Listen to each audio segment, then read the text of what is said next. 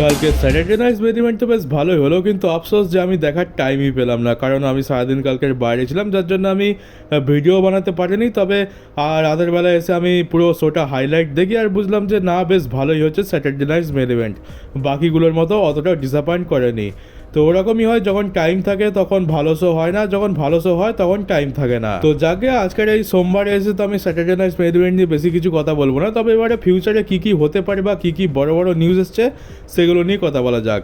তো প্রথমে কথা বলি, যেখানে সেথ রলিন্সের টিমের 3 নম্বর মেম্বার, যেটা আমরা আশা করেছিলাম যে স্যামি জেন হতে পারে, সেটা বেরোলো Bronson Reed. Sami Zayn Seth রলিন্সের টিমের 3 নম্বর মেম্বার নয়। তো আমি তো বলবো ভালো হয়েছে, কারণ এটার ফলে টিমটা আরও বেশি স্ট্রং হয়ে গেছে, কারণ স্যামি জেন ডাব্লিউডব্লিউ তাকে যেভাবে বুকিং করে খুব একটা তো স্ট্রং সুপারস্টার নয়। তার জায়গায় ব্রনসন রিড একজন পাওয়ার হাউস রয়েছে, খুব হেভি ওয়েট রয়েছে, তো ব্রনসন রিডকে অনেক স্ট্রং বেশি লাগবে। স্যামি জেন যদি সেথ রলিন্সের টিমে থাকে তো কোথাও না কোথাও ওটা একটা কমজোর দিক হয়ে যাবে, মানে যদি কোথাও কাউকে পিন করাতে হয়, কোনো একটা উইক স্পট বলতে পারো, তো ওটা স্যামি জেনই হয়ে যেত। তো এটা তো বেশ ভালোই করেছে। আর এই যে সেথ রলিন্সের টিমটা তৈরি হচ্ছে, এটা কিন্তু ব্লাড লাইনের থেকেও বেশি স্ট্রং আর বেশি ভয়ঙ্কর, কারণ এখানে আমরা ব্লাড লাইনে কী দেখতে পেতাম, রোমান জেন্স ছিল মেন ক্যারেক্টার আর জিমি উসো জে উসো ছিল। আর এখানে কে রয়েছে, সেথ রলিন্স মেন ক্যারেক্টার, যাকে আমরা রোমান জেন্সের লেভেলে তো এখনও পর্যন্ত যায়নি, কিন্তু কিছুদিন পর চলে যাবে। আর বাকিদের যে দুজন রয়েছে জিমি উসো আর জে উসোর জায়গায়, তারা হচ্ছে বিগ ব্রনসন রিড আর ব্রন ব্রেকার। এরা তো অফকোর্স জিমি উসো আর জে উসোর থেকে অনেক বেশি স্ট্রং আর অনেক বেশি পাওয়ারফুল সুপারস্টার। তো এই জন্য এটা ব্লাড লাইনের থেকেও বড় ফ্যাকশান বা বড় শক্তিশালী ফ্যাকশান হতে চলেছে। আর তাছাড়া পল হেমান যেহেতু রয়েছে, তো ক্রিয়েটিভ প্ল্যান্সের কোনো রকম কী বলে অভাব তো পড়বে না। আর এরপরের কিছু বছর এই টিমটাই রাজত্ব করতে চলেছে। আর আমি তো চাইবো যেন ডাব্লিউডব্লিউ এই টিমটার একটা নামও দিয়ে দেয়, কারণ যেমন ব্লাড লাইনের একটা লেগেসি ছিল, ব্লাড লাইনের একটা নাম ছিল, সেথ রলিন্সের টিমেরও একটা নাম দরকার। কতদিন আমরা Seth Rollins, Bron Breakker, Bronson Reed, Paul Heyman বলে চালাবো। আর এবার ব্রনসন রিড রিকভারি নিয়ে কথা বলা যাক। ব্রনসন রিড তো এসছে, দেখলাম যে শরীরটা বেশ ভালো শেপে রয়েছে, আগে যেমন একদম গোল মোটা আলুর মতো ছিল সেরকম নয়, এবারে বেশ একটু জ্যাক শরীর লাগছে, আগের থেকে একটু বলতে পারো যে শক্তপোক্ত চেহারা হয়েছে, একটু ওয়েট কমেছে। আর আমাদেরকে এমনটা বলেছিল ডাব্লিউডব্লিউ যে তার রিটার্ন করতে কম করে হলো 9 থেকে 10 মাস টাইম লাগবে, সেটা আসলে আমাদেরকে বলতে পারো যে মিথ্যে কথা বলেছিল, যাতে আমরা এক্সপেক্ট না করি যে ব্রনসন রিড তাড়াতাড়ি রিটার্ন করতে পারে। ব্রনসন রিড 9 মাস তো দূরের কথা, মাত্র 5 মাসের মধ্যে রিটার্ন করে নিয়েছে। আর এমন তো নয় যে সে বিছানা থেকে উঠলো আর চলে এলো, তাকে রিটার্ন করার আগে কম করে হলো 1-1.5 মাস ট্রেনিং করতে হয়েছে। সেই হিসাবে তো দেখতে গেলে ব্রনসন রিড কিন্তু 4 মাসের মধ্যেই ঠিক হয়ে গেছে, কিন্তু যেভাবে তার পাটা ভেঙে দুটুকরো হয়ে গেছিলো, 4 মাসের মধ্যে কী করে সে পুরোপুরি ঠিক হয়ে গেল, সেটাই বড় আজব ব্যাপার। আর ট্রিপল এইচ ভিন্স ম্যাকম্যানের থেকে অন্যদিকে এগোতে পারুক না পারুক, একটা দিক থেকে তো এগিয়ে রয়েছে, সেটা হচ্ছে যে কোনো জিনিসকে যদি সিক্রেট রাখতে হয় সেটাকে কিন্তু সে সিক্রেট রেখে দেয়। যেমন আমরা দেখলাম যে রয়্যাল রাম্বলের 1 মাস আগে জে উসো জিতবে, এটা কনফার্ম হয়ে গেছিলো, কিন্তু কোনো রকম নিউজ সোর্স জানতেই পারিনি যে জে উসো জিতবে। আর তারপর রয়্যাল রাম্বলে আমরা খুবই সারপ্রাইজ তো হয়েছিলাম, কিন্তু তারপর বুঝতে পারলাম যে ট্রিপল এইচ আমাদেরকে সারপ্রাইজ করতে গিয়ে নিজেই হেগে ফেলেছে। আর এখন এইটা একটা অনেক বড় সিক্রেট ছিল যে ব্রনসন রিড এই মুহূর্তে রিটার্ন করবে, তো এটাও আমরা কোনো রকম নিউজই পাইনি যে ব্রনসন রিড রিটার্ন করতে চলেছে। তো এই একটা জিনিস ভালো যে সিক্রেটকে সিক্রেট রাখতে জানে, কিন্তু সিক্রেটটা সবসময় যে একটা বড় সারপ্রাইজ হবে বা সবসময় ভালো দিকে যাবে সেটা কিন্তু একদমই নয়। আর এবার ড্রু ম্যাকিন্টায়ারকে নিয়ে কথা বলা যাক। আমরা দেখতে পেলাম যে ড্রু ম্যাকিন্টায়ারকে ডেমিয়ান প্রিস্ট পুরো ডিস্ট্রয় করে দিয়েছে, কী অবস্থা করেছে তো আমরা দেখেই নিয়েছি।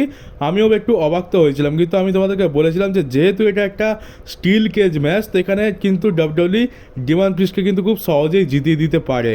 আর যদি রাইভালরি কন্টিনিউ করতে হয় তো ডেমিয়ান প্রিস্টকে একবার তো জিততেই হবে, আর এখানে ডেমিয়ান প্রিস্টকে ডাব্লিউডব্লিউ জিতিয়ে দিয়েছে। তো আমি তেমন সারপ্রাইজ হয়নি, আমি ভেবেছিলাম যে এটা হবে, কিন্তু যেভাবে ড্রুকে ডিস্ট্রয় করা হয়েছে সেটা আমার পক্ষে একটু সারপ্রাইজিং তো ছিল। তো ডেমিয়ান প্রিস্ট এখানে ড্রু ম্যাকিন্টায়ারকে তো একদম চেয়ারের মাঝখানে মাথা ফাঁসিয়ে মেরে রিং থেকে বেরিয়ে যায়, যার ফলে সে ম্যাচটা জিতে গেছে। আর এটার পেছনে কারণ হচ্ছে যে ড্রু ম্যাকিন্টায়ারের কিন্তু সে একবার ইনজয়েড হয়ে গেছিলো, মানে সেই ব্যাকল্যাশেতে তোমাদের মনে আছে যে অনেক উঁচু থেকে দুখানা টেবিলের ওপরে সাউথ অফ হেভেন চোকস্ল্যাম লাগানো হয়েছিল ড্রু ম্যাকিন্টায়ারকে। আর তখন কী হয়েছে, ড্রু ম্যাকিন্টায়ারের পুরো শরীরটা তো টেবিলের ওপর পড়েছিল, কিন্তু মাথাটা সোজা সিমেন্টের ওপর গিয়ে লাগে, তো যার ফলে ড্রু ম্যাকিন্টায়ারের মাথায় একটু চোট লেগেছে। আর ড্রু ম্যাকিন্টায়ারের ওটা এতটাই গুরুতর যে সে তার মাথাটা এখনও পর্যন্ত বাঁ দিকে ঠিক করে বাঁকাতে পারছে না, তো সিরিয়াস একটা ইনজুরি তো হয়েছে তার হেডেতে। তো তো সেই জন্যই এখানে ড্রু ম্যাকিন্টারকে কিছুদিনের জন্য টাইম অফ দেওয়া হবে ইনজুরি থেকে রিকভার করার জন্য। সেই জন্যই এই অ্যাঙ্গেলটা দেখানো হয়েছে যে তাকে মাথায় চেয়ারের বাড়ি খুব জোরে মারা হয়েছে, খুব ভয়ঙ্করভাবে অ্যাটাক করা হয়েছে, যার ফলে সে কিছুদিনের জন্য টিভি থেকে টাইম অফ যাবে। এটা তো কনফার্ম হয়ে গেল যে ড্রু ম্যাকিন্টায়ার যখন রিটার্ন করবে সে ডেমন প্রিস্টকেই অ্যাটাক করবে, আর এদের রাইভালরি কন্টিনিউ থাকবে। কম করে হলেও আমরা আরেকটা ম্যাচ তো দেখতে পাবো, আর মনে হচ্ছে সেটা সামার স্ল্যামেতে হবে, যেটা আমরা আবার দেখতে চাই না, কারণ এই ম্যাচটা কেই বা দেখতে চাই। কিন্তু বলবো যে এইখান থেকে ডাব্লিউডব্লিউই ডেমন প্রিস্টকে কিন্তু খুব ভালো মতোভাবে বিল্ড করে দিয়েছে, একটা অনেক বড় স্টার বানিয়ে দিয়েছে, কারণ ড্রু ম্যাকিন্টায়ারকে হারানো একটা অনেক বড় ব্যাপার। যেভাবে ড্রুকে ডেমন প্রিস্ট ডিস্ট্রয় করেছে, এবার কিন্তু ফ্যান্সরা তাকে একজন বড় স্টার হিসাবেও দেখবে আর বেশ সিরিয়াসভাবেও নেবে। ডেমন প্রিস্ট কিন্তু জাতা স্টার নয়, এটা আমরা এখন বুঝতে পারছি। ডেমিয়ান প্রিস্টের জন্য তো আমি খুবই খুশি, কিন্তু ড্রু এর জন্য খারাপ লাগছে, এর সাথে কোনোদিন ভালো হলোই না। মানে ফিন বেলর আর ড্রু ম্যাকিন্টায়ার এদের তো শুধুমাত্র বরবাদ করার জন্য ডাব্লিউডব্লিউতে আনা হয়েছে, আর ট্রিপল এইচ এদের দুজনকে পুরোপুরি বরবাদ করেছে। আর জানি না ভবিষ্যতে আর কত খারাপ জিনিস এদের দুজনের সাথে হবে। আর আমরা যেমনটা দেখতে পেলাম যে জেউসোর উপর জন সিনা অ্যাটাক করেছে, তো অনেকে বলবে যে কেন এখানে বেকার বেকার জন সিনা জেউসোকে একসাথে করা হচ্ছে। তো দেখো সেন্স তো অনেকেই বলবে যে এখানে সেন্স কোনো হচ্ছে না, কিন্তু ডাব্লিউডব্লিউ কোথাও না কোথাও থেকে সেন্স তো বানিয়ে দেয়। তো ডাব্লিউডব্লিউ এখানে সেন্স এমন দেখাচ্ছে যে জেউসো রয়্যাল রাম্বলে জন সিনাকে এলিমিনেট করেছিল, আর তারপরে জন সিনার ক্যারেক্টারটা হচ্ছে যে ডাব্লিউডব্লিউকে বা রেসলিংকে সে রুইন করবে। তো রুইন কি করে করবে? এক হচ্ছে সে নিজে একজন চ্যাম্পিয়ন, সে তো চ্যাম্পিয়নশিপটাকে নিয়ে চলে যাবে, আর অপর দিকে রয়েছে জেউসো যদি লোগান পলের কাছে হেরে যায়, লোগান পল যদি চ্যাম্পিয়ন হয়ে যায়, সে একজন ইউটিউবার আর পার্ট টাইম, আর তাকে কেউ পছন্দ করে না। তাহলে যদি লোগান পল চ্যাম্পিয়ন হয়ে যায় আর অপর দিকে জন সিনা চ্যাম্পিয়ন থাকে, তো চ্যাম্পিয়নশিপ তো আমরা দেখতেই পাবো না, আর আমরা কাউকেই পছন্দ করছি না। তো সেই জন্য রেসলিং তো রুইন হয়েই যাবে, মানে ওয়ার্ল্ড চ্যাম্পিয়নশিপই ডাব্লিউডব্লিউ থেকে গায়েব হয়ে যাবে। তো এইভাবে জন সিনা রেসলিংকে রুইন করতে চায়, তাই সে লোগান পলকে জিতাতে চায়, এটা হচ্ছে ডাব্লিউডব্লিউর লজিক। কিন্তু আসল কারণ হচ্ছে যে ডাব্লিউডব্লিউ জেউসোকে একটু স্পটলাইটে রাখতে চাইছে, একটু রেলিভেন্ট রাখতে চাইছে। প্রথম থেকে যদি তোমরা দেখো, তো প্রথমে তো লোগান পলকে জেউসোর অপোনেন্ট বানিয়ে দেওয়া হলো যাতে জেউসো বেশি সাপোর্ট পায়, কিন্তু হিতে বিপরীত হয়ে যায়, দুজনকেই এখানে হেড করা হয়। আর তারপরে দেখতে পেলাম যে সেথ রলিন্সের স্টোরিটা যেহেতু এখন টপে চলছে, তাই সেখানে জেউসোকে জোর জবরদস্তি ঢোকানো হলো, যার ফলে জেউসোর উপর স্পটলাইট আনার চেষ্টা করা হলো। আর এখন জন সিনা আর কোডি রোডস যেহেতু সব থেকে বেশি রেলিভেন্ট হয়ে রয়েছে, আর সেই জন্য এখন জেউসোকে এদের দুজনের সাথে জোড়া হচ্ছে, যাতে ফ্যান্সদের ফোকাস জেউসোর সাথেও যায় যে না, এ তো খুব ভালো সুপারস্টার, অনেক বড় সুপারস্টার। আর যেহেতু ফ্যান্সরা কোডি রোডসকে সাপোর্ট করে, তাই বাধ্য হয়ে জেউসোকেও সাপোর্ট করতে হবে। তো এটাই হচ্ছে মেন কারণ। আর কোডি রোডসের আমরা রিটার্নও দেখতে পেয়ে গেলাম, ফ্যান্সদের বেশ ভালো মতো রিয়াকশন পেয়েছি। আর মানি ইন দ্য ব্যাঙ্কেতে জেউসো আর Cody Rhodes versus John Cena আর লোগান পলের ম্যাচ সেট করে দেওয়া হয়েছে, যেটা আমি তো একদমই দেখতে চাই না। কেন এইসব ম্যাচ করানো হচ্ছে? মানে এই ম্যাচটা কেই বা দেখতে চায়? পুরো বেকার একটা ম্যাচ। আর বলতে পারো যে জন সিনার রিটায়ারমেন্ট ট্যুরটা তো এই করে করেই বরবাদ হয়ে যাচ্ছে। এক তো হিল টার্ন করা উচিত ছিল না, হিল টার্ন যখন হয়েছিল তখন আমরা কী না কী ভেবেছিলাম, আর এখন তো হিল টার্নটা পুরো হেগে দিয়েছে, মানে পুরো বরবাদ করে দিয়েছে। আর এই হিল টার্নের জন্যই কিন্তু জন সিনার রিটায়ারমেন্ট ট্যুরটা খারাপ হয়ে যাচ্ছে।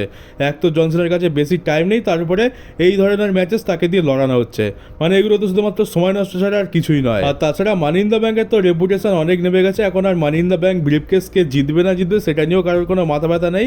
আর জিতে গেলেও বা কী বা হয়ে যাবে? আমরা কিছু বছরে কী দেখেছি, money in the bank briefcase cash in তো ফেল হয়েই যায়। আর বিশেষ করে আগের বছর ড্রু ম্যাকিন্টায়ারের সাথে ডাব্লিউডব্লিউ যেটা করলো, সেটার পর থেকে তো মানি ইন দ্য ব্যাঙ্কের উপর থেকে সবার ভরসায় উঠে গেছে। আর তার উপরে আমরা কি দেখতে পাই যে বিগির মতো সুপারস্টারদের WWE money in the bank জেতায়, আর তারপরে যখন তারা চ্যাম্পিয়ন হয় তাদেরকে কেউ পছন্দই করে না। আর মানি ইন দ্য ব্যাঙ্কের ইউজও ডাব্লিউডব্লিউ ঠিক করে করতে পারছে না, একমাত্র ডেমন প্রিস্টই ঠিক মতো ইউজ করতে পেরেছিল। বা তাছাড়া বিগত কিছু বছরে তো মানি ইন দ্য ব্যাঙ্কের অবস্থা খুবই খারাপ গেছে, একদমই বেকার। তো মানি ইন দ্য ব্যাঙ্কের রেপুটেশন তো অনেক বেশি নেমে গেছে। তো এইবারে কি হবে সেটা তো জানি না।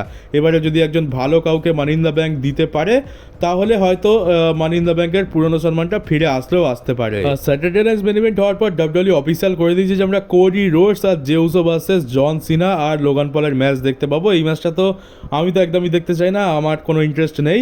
জানি না তোমাদের কীরকম হাইপ রয়েছে।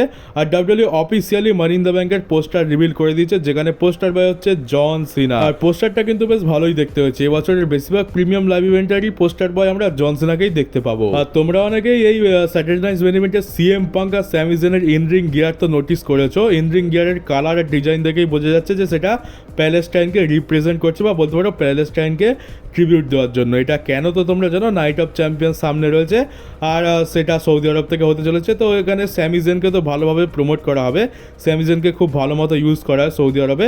আর সিএম পাঙ্কের ইমেজ ক্লিয়ার করার জন্য এটা করা হয়েছে, কারণ সিএম পাঙ্ক সৌদি আরব নিয়ে খুবই খারাপ খারাপ কথা বলেছিল এক সময়। আর যেহেতু এখন সিএম পাঙ্কে ডাব্লিউডাব্লিউ ইউজ করতে চায় সৌদি আরবে, তাই জন্য তার ইমেজটা ক্লিয়ার করার জন্য এখানে প্যালেস্টাইনের সাথে তার একটু সহানুভূতিশীল মনোভাব দেখানো হচ্ছে। তো এটা মার্কেটিং চলছে খুব জোরদার। এবার সিএম পাঙ্ক সৌদি আরবে কীরকম রিয়াকশান পায় সেটাই আমি দেখতে চাই। আর তার উপরে যেভাবে সিএম পাঙ্ককে নাইট অফ চ্যাম্পিয়ন্সের প্রোমো থেকে রিমুভ করে দেওয়া হয়েছে, আদৌ সে সৌদি আরবে যাচ্ছে কিনা সেটা তো একটা সন্দেহের জিনিস হয়ে গেছে। কিন্তু সিএম পাঙ্ক যেভাবে এখানে প্যালেস্টাইনকে প্রমোট করছে বা প্যালেস্টাইনকে সাপোর্ট দেখাচ্ছে, তো মনে তো হচ্ছে তাকে ডাব্লিউডাব্লিউ নিয়ে যাবে অবশ্যই। আর গোল্ডবার্গের লাস্ট ম্যাচ কোথায় হতে চলেছে সেটা অফিসিয়াল হয়ে গেছে, অ্যাটলান্টা জর্জিয়াতে গোল্ডবার্গের লাস্ট ম্যাচ হতে চলেছে। আর সম্ভবত সেখান থেকে আমরা স্যাটারডে নাইট মেন ইভেন্ট দেখতে পাবো, মানে যেমনটা আমরা ভেবেছিলাম যে গোল্ডবার্গের শেষ ম্যাচ আমরা সামার স্ল্যামে দেখতে পাবো, সেটা হয়তো হবে না।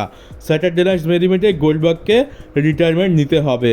আর দেখতে গেলে স্যাটারডে নাইট মেন ইভেন্ট একটা রেট্রো শো, সেটা পুরনো যুগের শো, আর গোল্ডবার্গও তো পুরনো যুগের রেসলার, তো সেই জন্যই হয়তো সেখানে তাকে রিটায়ারমেন্ট করানো হবে। তবে পার্সোনালি আমি তো গোল্ডবার্গের রিটায়ারমেন্ট ম্যাচ সামার স্ল্যামেতেই দেখতে চাইবো, কারণ এত বড় একজন রেসলার, এত বড় তার লেগেসি, আর সে স্যাটারডে নাইট মেন ইভেন্টে রিটায়ারমেন্ট নেবে, এটা তো আমি দেখতে চাই। তার ক্যারিয়ারের শেষ ম্যাচ তো সামার স্ল্যামেতেই হওয়া উচিত। আর যেহেতু সামার স্ল্যাম এবার দুদিনের হতে চলেছে, তো এবার সামার স্ল্যামটা রেসলম্যানিয়ার মতো হবে, তো আমার মতে গোল্ডবার্গের রিটায়ারমেন্ট সেখানেই হওয়া উচিত। আর তাকে একটা বড় অপোনেন্টও দেওয়া উচিত, যেমনটা আমরা শুনছি যে গান্থার তার অপোনেন্ট হতে চলেছে। আর যেমনটা নিউজ ছিল যে রেসলম্যানিয়া ক্যান্সেল হয়ে গেছে, সেটা এখন ডাব্লিউডাব্লিউ অফিসিয়াল করে দিয়েছে যে রেসলম্যানিয়া নিউ অরল্যান্ডস থেকে মানে হবে না।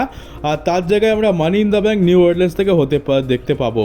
আর সেটাও তো পিডব্লিউ ইনসাইডার বলেই দিয়েছিল, আর এখন ডাব্লিউডাব্লিউ অফিসিয়ালি কনফার্ম করে দিয়েছে। এখানে আমাদের টাকালা ট্রিপল এইচ যে সব কিছুকে বরবাদ করে দেয়, সে অফিসিয়ালি এটা অ্যানাউন্স করেছে যে মানি ইন দ্য ব্যাংক নিউ অরল্যান্ডস থেকে হতে চলেছে, আর আমরা রেসলম্যানিয়া নিউ অরল্যান্ডস থেকে দেখতে পাবো না। আর দেখতে পাচ্ছ এখানে মানি ইন দ্য ব্যাংকও বেগুনি কালারের থিম দিয়ে দেওয়া হয়েছে, কারণ নিউ অরল্যান্ডস মানে হচ্ছে বেগুনি কালারের থিম থাকবেই তাতে। তো চলো গাইস, এই ভিডিওটা এখানেই শেষ। আর আজকের এটা শেষ ভিডিও নয়, আজকে দ্বিতীয় ভিডিও আসতে চলেছে। আজকে ঠিক সন্ধ্যেবেলার দিকে তোমরা দ্বিতীয় ভিডিও পেয়ে যাবে, যেখানে তোমাদের জন্য আরও বড় বড় নিউজ ওয়েট করছে। তো চলো গাইস, এই ভিডিওটা এই পর্যন্ত ছিল। কেমন লাগলো কমেন্ট বক্সে অবশ্যই জানিও। নতুন থাকলে চ্যানেলটাকে সাবস্ক্রাইব করে নোটিফিকেশন বেলটাকে অবশ্যই অন করে দাও, ভিডিওটাকে শেয়ার করতে একদমই ভুলো না। তো চলো গাইস, দেখা হচ্ছে তোমাদের সাথে আমার ডাব্লিউডাব্লিউ নতুন একটা নিউজ ভিডিওতে।